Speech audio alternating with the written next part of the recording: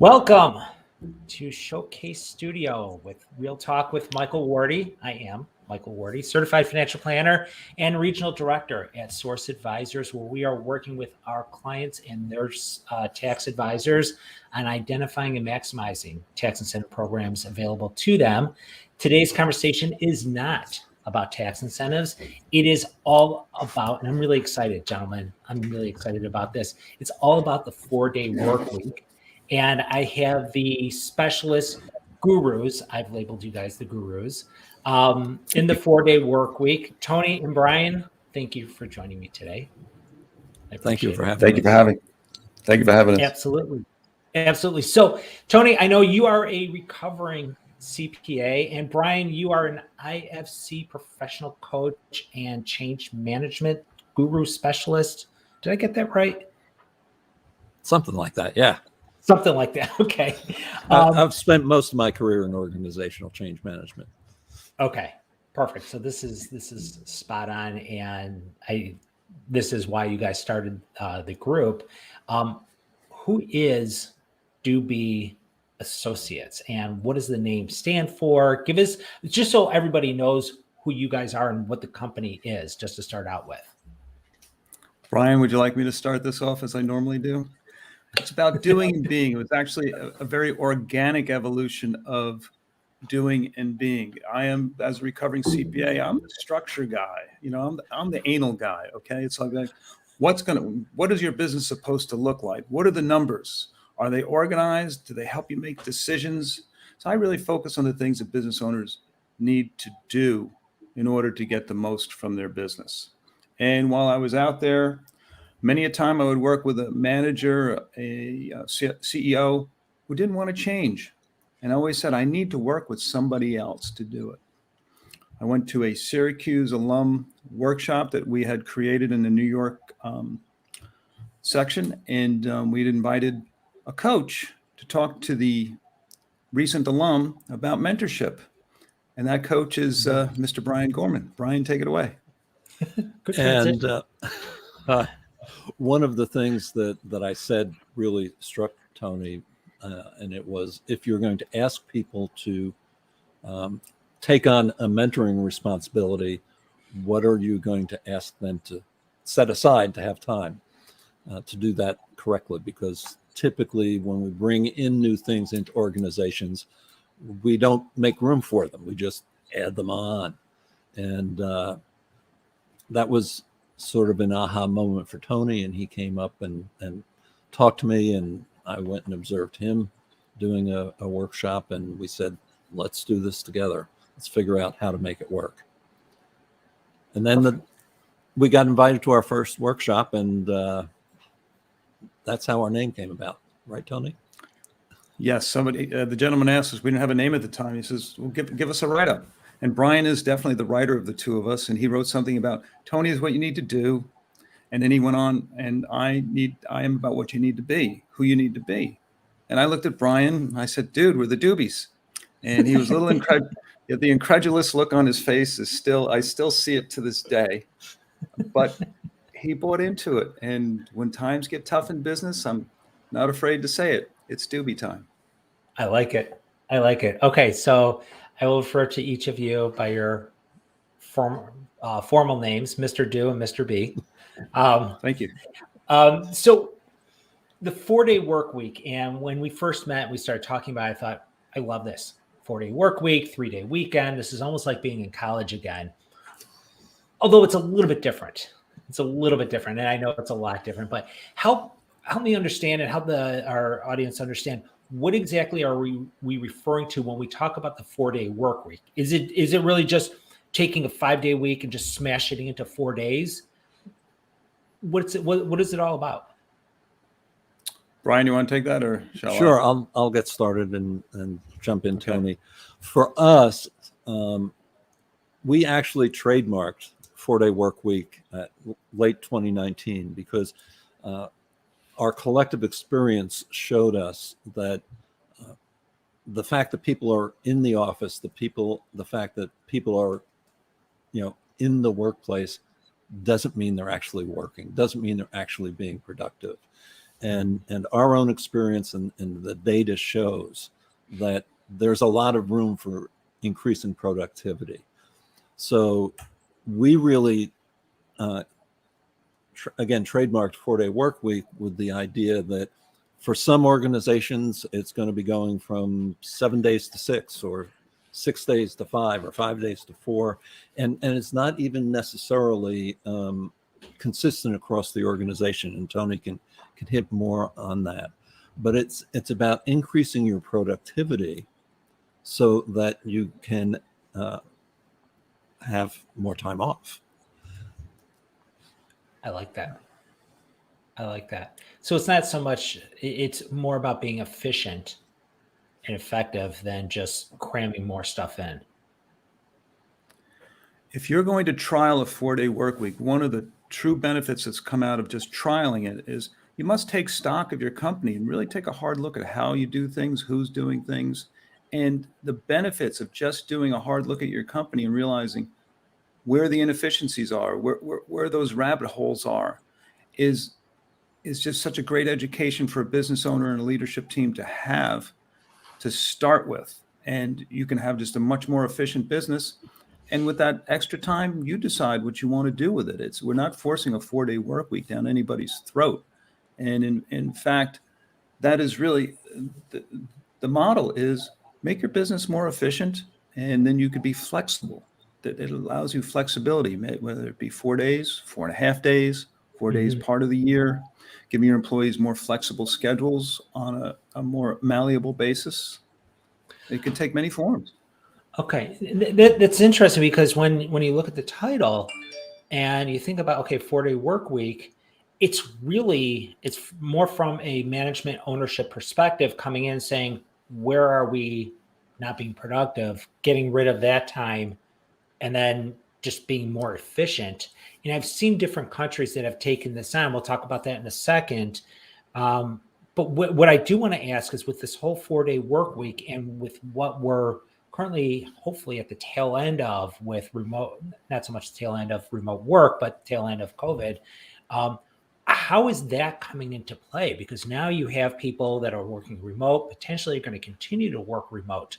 How is that coming into play with being efficient, effective, and monitoring? How are you guys talking to owners, managers of companies through this process? Michael, I want to go back first to something that you said leading up to your question. Andrew Barnes and Charlotte Lockhart really are now the global driving force around the 4-day week. And they implemented it in their financial services company, actually, Perpetual Guardian in New Zealand. And again, Andrew was driven by this whole question about productivity. And what he learned is the business owner, the business leader doesn't drive the solution. You allow the solution. And basically what he and Charlotte said to their employees is, we'll give you 100% pay. We'll give you an 80% work week as long as you give us 100% productivity. Figure it out. And so they started with a literal 4-day work week in their pilot. Okay. And what they ended up with is a hybrid. Some people work 4 days a week. Some people work 5. But Charlotte, in a podcast that Tony and I recently did with her, gave the example of one of their people who walks his daughter to school, and then he comes in at 10 o'clock.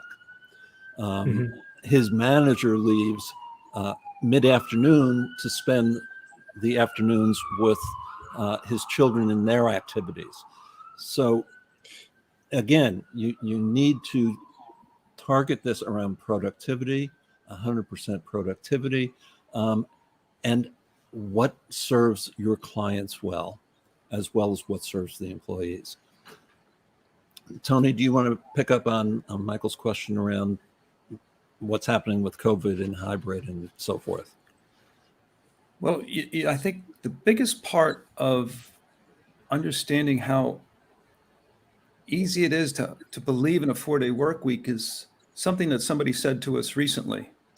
if you see them working at their desk, it doesn't mean they're working. And a lot of managers have had to learn to become enlightened, because there's a lot of unenlightened managers out there. But the enlightened managers are the ones who manage by results. How else do you manage somebody who's remote? You don't know if they're at their computer. I mean, some silly apps have come out where you can actually follow your employees' movements on their computers, which is really kind of a ridiculous way. There's no trust in that. But owners are learning, managers are learning, it's about what you do for me. It's not how long it takes you. Okay. Right. I mean, since when are hours a measure of productivity? For a long time now, in many of the professional services, just ask your local CPA. Okay. But it's not the case. And this is also in response to working remotely. Many people didn't know how to turn off at home working remotely, and they were working more hours. That was some of the first responses to this pandemic. And employees are unhappy working all those hours. And the 4-day work week is a response to saying, hey, we're open to being flexible, so you will stay working with us. This whole 4-day work week thing is attuned to the what's in it for me paradigm, WIIFM. What's in it for your employees? They may not want a 4-day work week. They may want something more flexible. But what will incite them? What will they buy into to be more productive and make better use of their time? That makes sense. That makes sense. So now that we're in this transition, actually, let me switch, because when we were all talking earlier, we were talking about different countries that have taken this on. What countries have been successful in promoting this? Is it more of a government run or government encouraged program, or is it something that they're supporting? Who's doing it, and is it work? How is it working? Just to give you a couple of examples, in Spain, the public sector is behind the 4-day work week, and they're trialing it with Telefónica España. They're compressing 40 hours into 4 days. At least those were the first reports. Okay, so that was not really what we're looking at doing. Another country, Finland said that they were behind it. The Prime Minister of Finland, Denmark, but there hasn't been too much more published from those countries. Iceland had a very big publicity, recently published a lot of good stuff coming from government workers moving to a 4-day work week with great success, and the government is supporting it. Scotland just announced that they're for it and that they are going to subsidize companies and offer some funding to help them make that transition. And I think they're doing the same thing in Nova Scotia. I have a question. So when they're funding this, what exactly would, like in the United States, if the United States says we want to encourage the 4-day work week for more efficiencies and we'll help support and fund it, is it more of a training, supporting the training and the management side of it, or where would that fund? And maybe this is not the right question to ask, but I'm just curious, how would that look in supporting it? They really haven't published the details of it. Okay. But one of the things that's very clear when you do try to go to a 4-day work week, there's going to be some short-term costs, no doubt about it. And I think from a government perspective, if you're really going to support this, you've got to help along with that short-term portion of the trial in order to help a company get through it if they struggle with it. But it really hasn't come out clear how they want to support it. I think it's a lot of public posturing. Oh, we support the 4-day work week because we're for our employees, but they haven't shared with us the details. Again, Michael, as we were talking before we came on air, there's some real debate about the wisdom of having this driven from a government perspective, because then it's mandated and it's not tied to increasing productivity, improving productivity. Right. Where as it's driven through the private sector, the exchange is, I'll give you 4 days of work if you give me 100% of the productivity that I'm expecting of you. Okay. And that makes sense. What? So we actually just had a question come up, and I'm going to ask that in a second. Actually, I'll ask it right now. Somebody just wrote in, how do we get our company to jump on? How do we get our company to start looking at the 4-day work week? Go for it, Tony.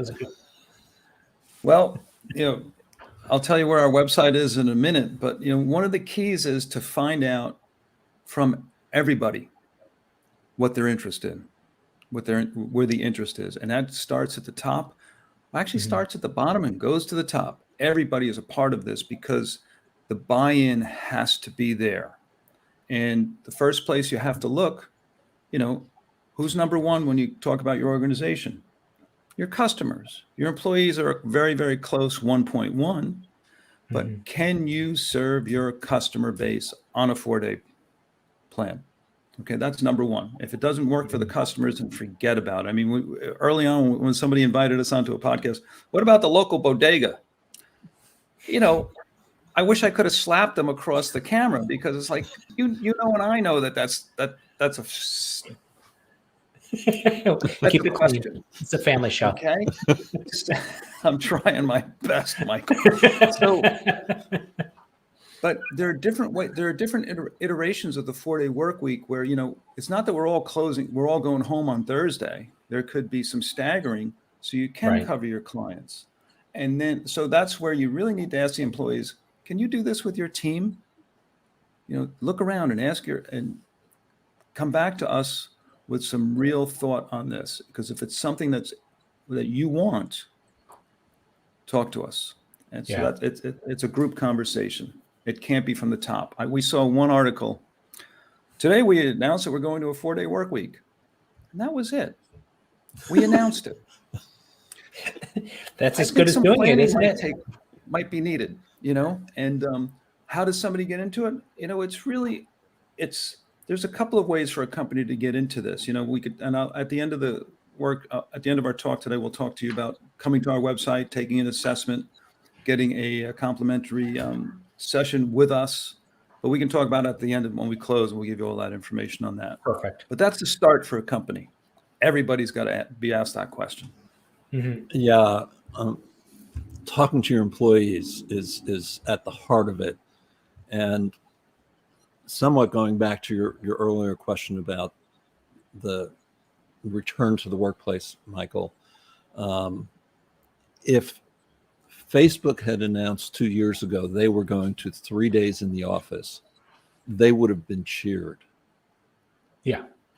Coming out of COVID, they announced that they're going back to 3 days in the office, and the employees revolted. And they said, you didn't ask us. We're seeing more and more evidence of what's known as the Great Resignation. IBM recently released a study that said 41% of employees globally are looking at quitting their jobs this year. 41%. Wow. Say that again. 41%. 41% are considering quitting their jobs, leaving their jobs this year. It's time for that the whole shift of power between employer and employee is happening. And so talking to your employees, whether or not you're going to any form of a different work week, any form of a different workplace arrangement, talking to your employees is critical at this point. That's incredible. Absolutely. Absolutely. So you have to have the buy-in, like you said, Tony, you mentioned from the bottom all the way up, because if you don't have the buy-in on the bottom, but you do on the top, it's not going anywhere. What are some of the challenges? What are some of the hurdles? Is this something that you guys see where every time you implement it, it's kind of a loaded question, I know, every time you implement it, it works? Or is there pushback? Is there times where they say it's just not going to work for us? Well, if the top says it's not going to work, it's not going to work. Okay, so buy-in at the top. Henry Ford is quoted as saying, whether you think you can or you think you can't, you're right. It is not right for every workforce every country or every company, every nonprofit, every government agency, because you may need many more employees to cover a 24/7 kind of business, for example. And it has been successfully implemented in manufacturing, in financial services, in tech, et cetera, et cetera. So it is available, if you will, across every sector. Okay. And the resistance you see, you've got your highly productive employees saying, how can you expect me to be more productive? You have managers who say, we can do this, but then you find them working on that fifth day anyway. It takes a lot of focus and effort to do it. And it's really, as one individual put it, and I'll quote him in a moment. He said it best. He said, it's all about productivity. And you've really got to dig in and find those inefficiencies. And your employees have to be open to the fact that they have to admit, yeah, we're inefficient. So the resistance can come from a lot of different individuals. There are some who will just say, no, this is stupid. Another one will say, well, I'm already pretty productive. You can't ask me to be more productive. Then you've got somebody who buys in. This is great, but doesn't make any changes. And as Andrew Barnes and Charlotte have put it, that extra day off, folks, you're not entitled to it. It's a gift from us. Yeah. Because you earned it. So a whole lot of resistance comes along the way. And the thing is, it's that upfront commitment, once everybody buys in, that gets you through that resistance. Michael, go ahead. Earlier on, I said my background is in organizational change management. And one of the ahas when I work with organizational leaders is even, and the same is true in our personal lives, even when we're taking on a major change that we really want to make, resistance is part of the cycle. It doesn't mean that something's wrong. It means you're running into those things that you didn't plan for, you weren't prepared for, you're not quite sure how to address. And just like any big organizational change, you are going to lose some employees.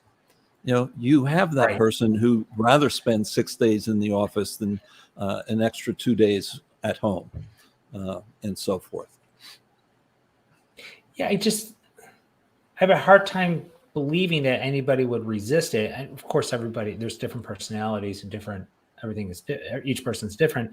But just as I'm listening to this, if somebody's going to come to me and say, I'm going to give you the opportunity to be as efficient or more efficient and give you more time back for your own life, why wouldn't I at least listen and take advantage of it? It just kind of makes sense.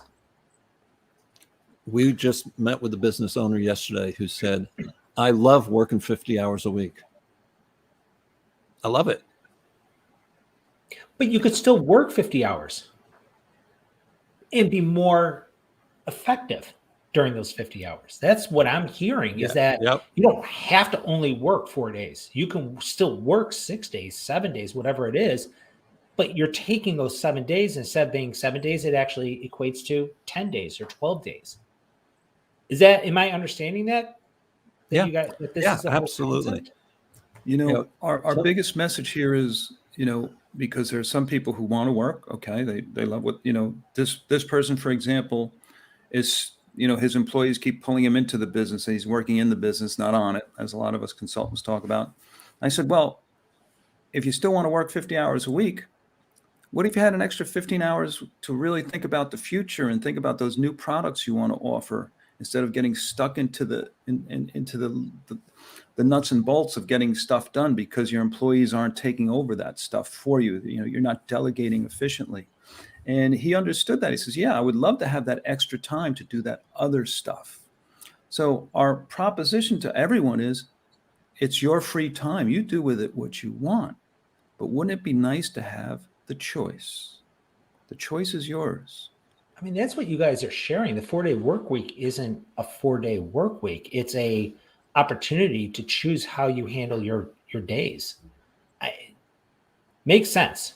It absolutely makes sense. And I mean, for me in particular, I'll talk a little bit about what, I love what I do. Absolutely love it. Comes with the great things, comes with the not so great things. But if I can be more effective, and I always look for ways to be more effective and more efficient so that I can come up with new ideas and new ways to share insight, I'm all about it. And I'm not a 40 or 50 hour work week. Some weeks are much more. But it's always thinking about next steps without being efficient. I can't do it. You're exactly right, Tony, when you say that. If you had that flexibility to be able to use those extra hours for the next stage of your business. Makes sense. Great insight. So what other insight, if you were to give 2 more bullets of insight as we're wrapping up, what would they be? Let's see. This is my This trick is Oh, I got 2. go ahead, Brian. I got a couple too. I just thought of The You first, can do more than 2. this is an experiment. Don't promise we're going to a 4-day work week. This is an experiment. Can we make it work? Can we, hit our profitability targets? Can we serve our clients? And can we have our employees still happy with the way this is working? Mm-hmm. So I think I'll leave it at that. That's the big one. okay. Tony? Another one is, if you really take this seriously, you are going to now assess how you monitor and measure productivity in your organization. And what's going to come out of it is an improved measurement system. You'll really take a look at your KPIs and see if they're worthy, and measuring the productivity of your people, your business, making sure, you want to make sure your profits stay right where they are, if not go up. Mm-hmm. And in some companies, they have said their profitability has gone up because people are so much more engaged than they were previously. Okay. But those measurements are so important as you do this to make sure you stay on track. Because if you're slipping in customer satisfaction, you're slipping in productivity, you got to take a step back. Okay. This is not, you're not putting your business at risk. You're not putting your customer relationships at risk. Nothing is at risk on this. And that's why measurement is so important. So true. So true. Okay. So as we're wrapping up, and gentlemen, thank you again. I appreciate you guys joining and sharing this insight on the 4-day work week, really what it is. How do they get in touch with you? How do they learn more? You mentioned about an assessment. I want to make sure that people know. And obviously I have your email address at the bottom. When we relaunch this on the different channels, we'll include all your contact information on our podcast. We'll have that information on there as well. How do they get in touch with you to get the assessment done? Okay.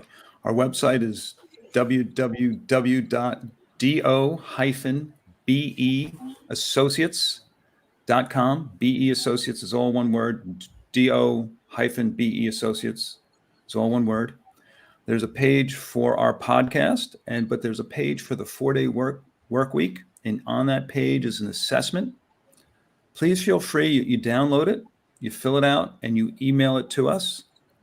And that information is all on the website, and we will respond back to you, and you will get a complimentary session with the 2 of us to talk about your business, whatever you want to talk about, where you think you need some, you're missing something, and we're just going to give you some value on what we hear you saying.